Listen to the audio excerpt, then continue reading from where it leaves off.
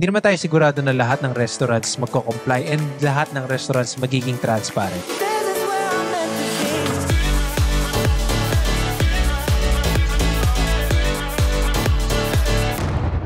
What's up guys, Von Campos here. Welcome back or welcome to my channel. Here I post fitness-related content, and for today's video, we will be talking about the recent Quezon City ordinance requiring restaurants to post calories in their menu. May malaking pagbabago sa Quezon City restaurants soon. Maliban sa pangalan, litrato at presyo ng food products sa mga menu, required na rin ang mga kainan na ilagay ang calorie count sa tabi ng ibinebentang pagkain. So fairly recent lang to, and I want to talk about this kasi if you don't know me, I'm an online coach. I consider myself as an amateur bodybuilder. I'm a sponsored athlete then by Athlete Nutrition. So ayun, medyo it revolves around my life yung calories. And also, tiga-QC tayo, di ba? Downtown. So, I want to react to this ordinance. So, I want to share yung sa tingin kong pros and cons and siguro yung mga steps natin moving forward. So, sige, before we start with the video, please like the video, subscribe if you haven't already. Guys, please, tinatry kong mag 10K. Sige na. Sige na naman, tulungan nyo na ako. I've been doing this for almost 4 years na. 4 years na. 4 years na ako nag-YouTube. And hopefully we can get to 10K soon. And sige, let's start with the pros. Isa sa mga benefits na makukuha natin din sa city ordinance na to is yung makapag-provide ng information sa mga tao kung ano talaga yung kinakain nila. So malalaman ng mga tiga Quezon City, syempre, Quezon City Ordinance pa lang siya, hindi pa naman siya nationwide.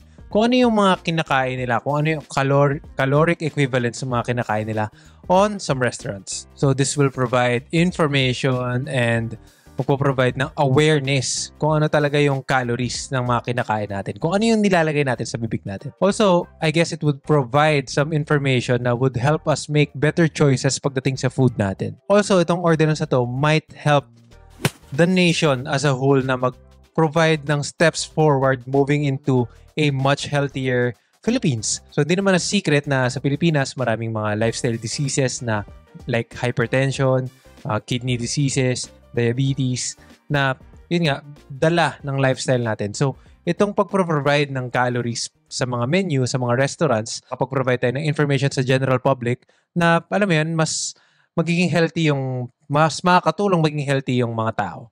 But of course, like many people online, may mga parang reservation sila pagdating sa ordinance na to. May mga, let's say, bad reactions. And I guess, meron din ako. So first con, I would say, is may risk of inconsistency.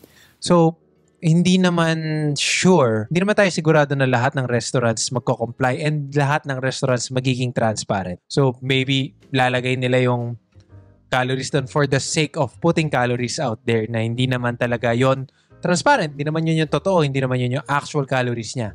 And also, it will lead to, yun nga, parang misleading people. Siguro sabihin natin, since mainit tong topic na to, may mga restaurants na lalagay, okay, ganito lang yung calories namin. Dito na kayo kumain. So, I guess, isa yun sa mga risks na pwedeng mangyari. Kasi, alam mo na, for the business, diba, for the money, pwedeng gawin ng mga tao yun.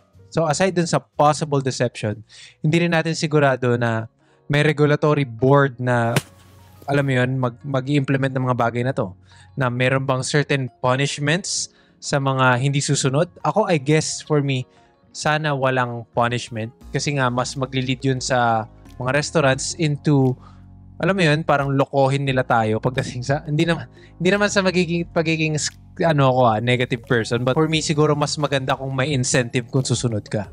And sana may regulatory board na magche-check kung totoo ba yung mga calories na to. And isa pang con is yung mga tao masyadong mag-rely or masyadong mag-trust dun sa mga calories na ilalagay ng mga restaurants. Huwag natin i-rely entirely yung calories sa kung ano yung nasa menu. I guess yung Pilipinas medyo late na dito kasi yung mga ibang bansa, ginagawa na nila yan. And naglalagay naman na sila ng calories sa menu nila, even yung macronutrient breakdown. But of course, if you're really disciplined with your food intake or yung yung macros mo, yung calories mo, hindi ka magre-rely doon entirely. So yun yung mga reservations ko about this ordinance.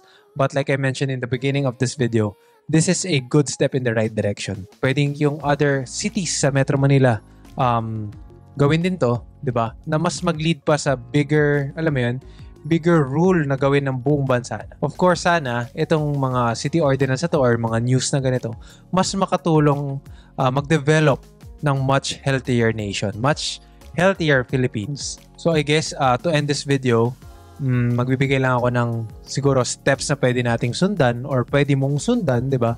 Pag nangyari na yung nationwide or let's say kung nakatira ka sa QC. Like I said, don't expect too much kasi hindi mo naman alam kung magiging transparent ba yung mga restaurants. Hindi mo rin naman alam kung yung mga nakalagay doon is may marketing deception na nangyari behind the scenes. Also, let's study on your own. Kailangan mong matutunan di ba? At first, syempre, it's very overwhelming na malalaman mo kung ano yung mga calories, ano yung mga macros, ganyan. Sa school, di naman yung tinuturo.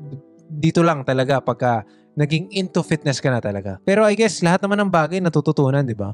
Lahat ng bagay, overwhelming at first, but if you're really, alam mo yun, interested sa bagay na yun, and kung gusto mo talaga siya matutunan, gagawin mo yung way or yung ways para matutunan siya. So yun, that's gonna do it for the video. Medyo short lang. Gusto ko lang mag-provide ng short commentary or parang siguro opinions ko about this ordinance. Kung gusto nyo makakita ng mga ganitong videos pa na magre-react tayo sa certain news or certain bagay na nangyayari sa fitness scene dito sa Pilipinas, comment down below and give this video a like. So sige, I'm gonna end the video right here. Again, this is Von Campos reminding you to follow your passion.